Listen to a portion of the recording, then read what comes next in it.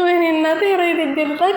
እንግዲህ ዛሬ ደግሞ አብርሃም ለሩትዬ ዘፍኖላታል ማለት ነው። ከእንግዲህ ቆሜ አልጠብቅሽም፣ ትዕግስትም አልፈጠረብሽም፣ ከዚህ በኋላ አልፈልግሽም፣ አፍቃሪ አግኝቻለሁ፣ የምታፈቅረኝ እንደ ንጉስ የምትንከባከበኝ አግኝቻለሁ። ወይኔ እናቴ የሰው ፎቶ እኮ ለጥፎ እኮ ነው የዘፈነው ጌታ።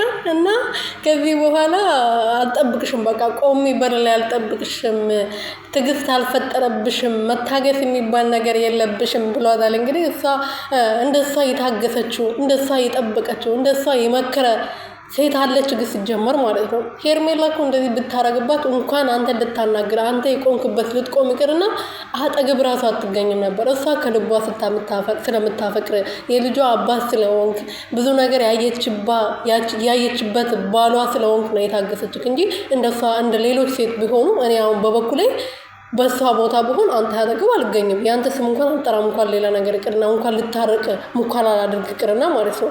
ሰላም ሰላም ቤተሰብ እንዴት ናችሁ? ደህና ናችሁ ወይ? እኔ ያለው እግዚአብሔር ይመስገን።